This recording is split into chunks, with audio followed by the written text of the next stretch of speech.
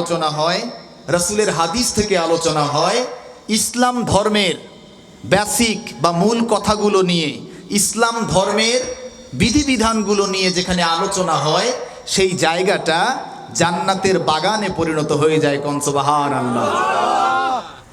আর এই জ্ঞানগুলো যারা অর্জন করতে আসে, এই জ্ঞান, এই ইলমের জ্ঞান, যেই ইলম আল্লাহ প্রদত্ত, যা আল্লাহর পক্ষ থেকে এসেছে বিশ্ববাসীর জন্য, সেটাই হচ্ছে কোরআন।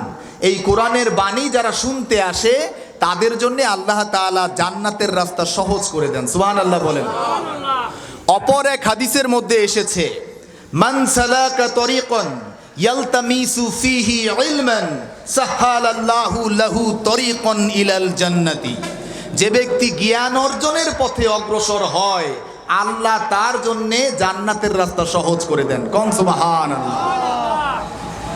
ভাইরা আমার, সেই জ্ঞান অর্জনের পথে আপনারা এসেছেন। এখানে যাই কিছু কথা হবে, এই কথাগুলো মনোযোগ সহকারে শুনবেন এবং এই কথাগুলো আমল করার চেষ্টা করবেন। অবশ্যই আল্লাহ তাআলা আপনাদের আমাদের সকলের জন্য জান্নাতের রাস্তা খুলে দেবেন। সুবহানাল্লাহ বলেন। আরেকটি বিষয়, সেটা হলো এলাকায় আরো অসংখ্য মানুষ আছে, ঠিক কিনা? তারপরেও মাহফিল প্যান্ডেলে কিন্তু বেশ জায়গা ফাঁকা আছে, ঠিক কিনা? একটি উদাহরণ মনে পড়ে গেল, সেটা হলো এরকম যে পাকিস্তানের এক ভদ্রলোক মুসলমান, এরকম কিছু মুসলমান আছে নামধারী, তারা যদিও নামধারী মুসলমান কিন্তু কাজকর্ম করে সব কি অমুসলিমদের মতো, যেগুলো অমুসলিমদের কালচার সেগুলো করে বেড়ায়। তো এরকম একজন নামধারী মুসলমান সাহেব, তিনি কোনো একটা অনুষ্ঠানে যাচ্ছেন।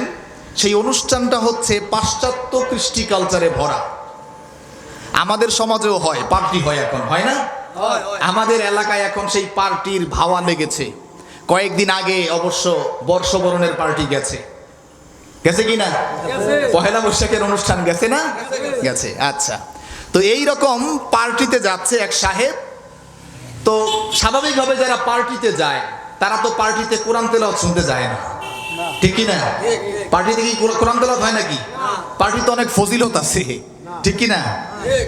তো যাই হোক, পার্টিতে হয় ওয়েস্টার্ন সিভিলাইজেশন, পাশ্চাত্য সভ্যতার কৃষ্টি কালচারের চর্চা হয় সেখানে। সে ভদ্রলোক সেখানে যাচ্ছে, টাই শুট কোট পরে, নতুন জামা কাপড় পরে, পারফিউম ব্যবহার করে গাড়িতে গিয়ে উঠেছে। ড্রাইভারকে বলে, বেটা ড্রাইভার, তাড়াতাড়ি গাড়ি চালা, আমার পার্টিতে যেতে দেরি হচ্ছে। আমি আনন্দ করার জন্যে, সময়টাকে সুন্দরভাবে কাটানোর জন্য আমি পার্টিতে যাব, অতএব দেরি করিস না, খুব দ্রুত চল।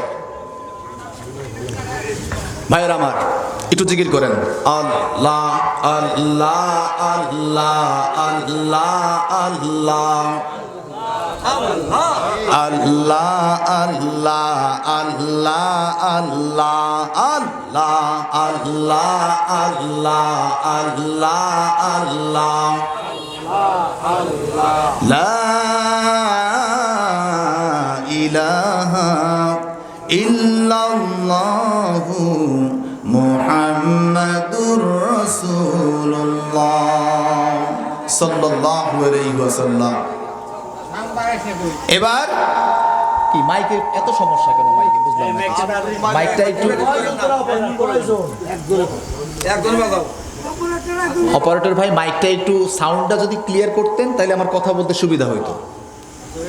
মাইকটা অনেক ঝামেলা করতেছে। আচ্ছা, কোথায় ছিলাম? মনে আছে আপনাদের? ভদ্রলোক যাচ্ছেন, আসবে ইনশাআল্লাহ। আল্লাহ তাআলা যাদেরকে নির্ধারিত করে রেখেছেন তারা অবশ্যই আসবেন, এটা নিয়ে কোনো চিন্তা করার নেই। আল্লাহ যাদেরকে নির্ধারণ করে রেখেছেন তারা আসবেন, সে কথাই বলছি। তো এবার সাহেব পার্টিতে যাওয়ার জন্যে তাড়া দিচ্ছেন কাকে? ড্রাইভারকে। ড্রাইভার, খুব দ্রুত গাড়ি চালাবি, আমি আনন্দ ভ্রমণে, আনন্দ করতে, মনটাকে ফ্রেশ করতে পার্টিতে যাব, অতএব দেরি করবি না, সময়ের কিন্তু এখন অনেক দাম। তো ড্রাইভার মশাই তিনি গাড়ি চালাচ্ছেন।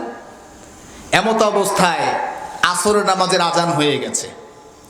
একটা মসজিদের সামনে গিয়ে ড্রাইভার গাড়ি থামিয়ে বলতেছেন, সাহাব মসজিদ সে জামাত মে খড়ে হুই হে, इजाजत दी गई मैं नामाज पढ़ के आओ।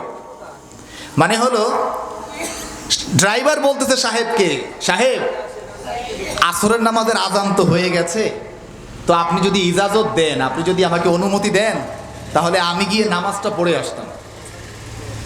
এখন স্বাভাবিকভাবেই যেহেতু নামে কি মুসলমান, সাহেব নামে কি মুসলমান, এখন যদি সরাসরি একথা বলে যে না বেটা নামাজে যেতে পারবি না, তাহলে কি হয়? সে সরাসরি ড্রাইভারের সামনে লাঞ্ছিত হবে, বা ড্রাইভার যদি তার বিরোধিতা করে তাহলে সে লজ্জিত হবে, লোকজন জানাজানি হবে। তো চাপে পড়ে সে বলতেছে আরে যা যা, যারা জলদি সে আনা, যাবি ঠিক কিন্তু তাড়াতাড়ি আসবি, দেরি করবি না, আমার কিন্তু পার্টিতে যেতে লেট হয়ে যাচ্ছে। এবার ড্রাইভার এজাজত পেয়ে গেছে, সে চলে গেছে কোথায়? মসজিদে নামাজে। এখন নামাজে যখন কেউ জামাতে আদায় করে নামাজ, তখন তার তো সময়ের দিকে তার যতই খেয়াল থাকুক না কেন, সময় তো আর সে মেনটেন করে না। জামাতে সময় মেনটেন কে করে? ইমাম করে, ঠিক কি না? ইমামের তো জানা নাই আপনার ট্রেন আর প্লেন কখন ছাড়বে, আপনার প্লেন ছাড়বে কি ছাড়বে না, ট্রেন ছাড়বে কি ছাড়বে না, এই হিসাব করে তো ইমাম ইমামতি করে না, ঠিক কি না? অতএব আপনি ইমামের পেছনে নামাজ পড়তেছেন মানে কি? ইমামকে আপনার অনুসরণ করতে হবে। ইমামকে ওভার করে আপনি যদি কিছু করেন, আপনার নামাজ ফাসেদ হয়ে যাবে, আপনার নামাজ হবে না। আপনার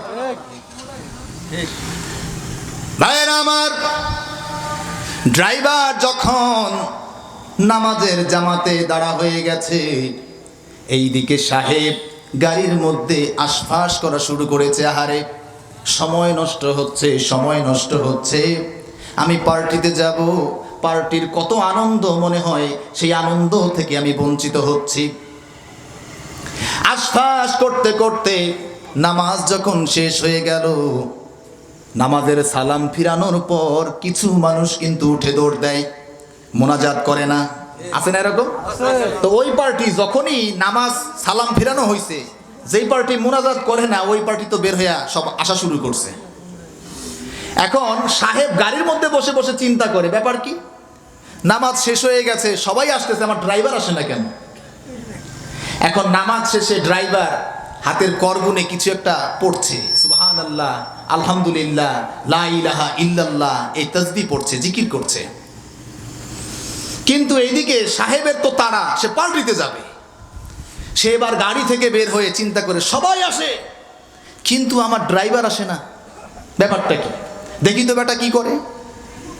সে এবার মসজিদের বারান্দায় উঠেছে, মসজিদের বারান্দায় উঠে জালনা দিয়ে উকি মেরে দেখে যে ড্রাইভার হাতের কর গুনে কিছু একটা বলতেছে আস্তে আস্তে।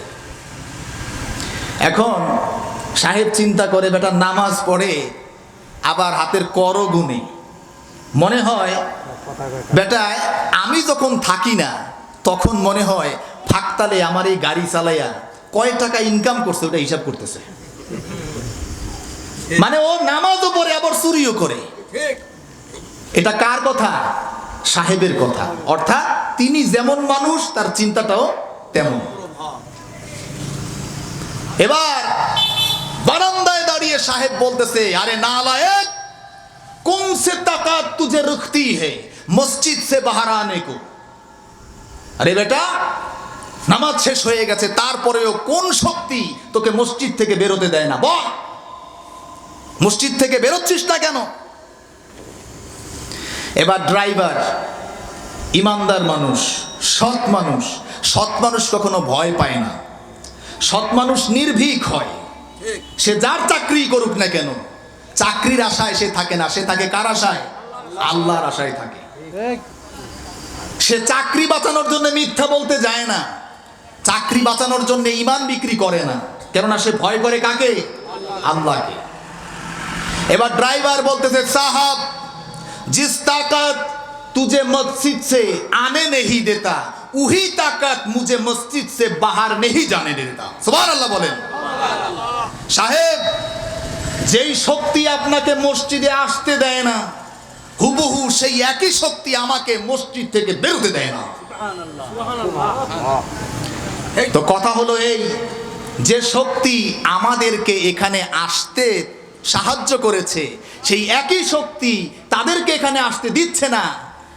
অতএব এই জন্য কোনো আফসোস করে লাভ নাই, আল্লাহই আমাদেরকে এখানে এনেছেন, আর যারা এখানে আসতে পারেন নাই তারা আল্লাহর অনুগ্রহ থেকে বঞ্চিত, তাই আল্লাহ তাদেরকে এখানে আসতে দেয় নাই। দরুদ শরীফ পড়েন, আল্লাহুম্মা সাল্লি আলা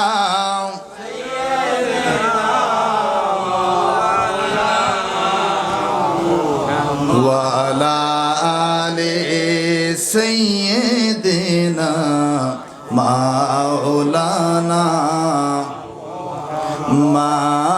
আল্লাহুম্মা সাল্লি আলা সাইয়্যিদিনা মাওলানা ওয়া আলা আলি সাইয়্যিদিনা মাওলানা। ভাইরা আমার, আজকে আপনাদের উদ্দেশ্যে অল্প কিছু কথা বলবো। আমি খুব বেশি কথা বলবো না। আমার জানা মতে মনে হয় প্রধান বক্তা অলরেডি এসে তিনি অপেক্ষা করছেন। আমি অল্প সময়ের মধ্যে গুরুত্বপূর্ণ কিছু কথা বলবো, আপনাদের মনোযোগ আকর্ষণ করছি। সেটা হলো এই জলসাটার নাম কি? আজিমুস শান ইসলামী জলসা। আজিমুস শান ইসলামী জলসা অধিকাংশ সময়ে আমরা লক্ষ্য করে থাকি যে এই জলসাটার ইন্তেজাম যারা করে তারা বিশ্ব জাকের মঞ্জিল পাক দরবারের সাথে সম্পৃক্ত, ঠিক কি না? বিশ্ব জাকের মঞ্জিল পাক দরবার শরীফের মুরিদ যারা, তারা কি মুসলমান? তারা কি মুসলমান? এবং তারা হক মুসলমান, যেই মুসলমানের ভিতরে কোনো ধরনের ত্রুটি নাই আল্লাহর রহমতে। কেননা এরা হচ্ছে সেই মুসলমান যেই মুসলমান সম্রাট আকবরের দিনে এলাহিকে ধ্বংস করেছিল। সুবহানাল্লাহ বলেন। এরা হলো সেই মুসলমান যারা ভারতীয় উপমহাদেশে যখন বিলুপ্ত প্রায় ইসলাম, তখন ইসলামের পুনরুদ্ধারে তারা কাজ করেছে। এই মুসলমান হলো বীরের জাতি।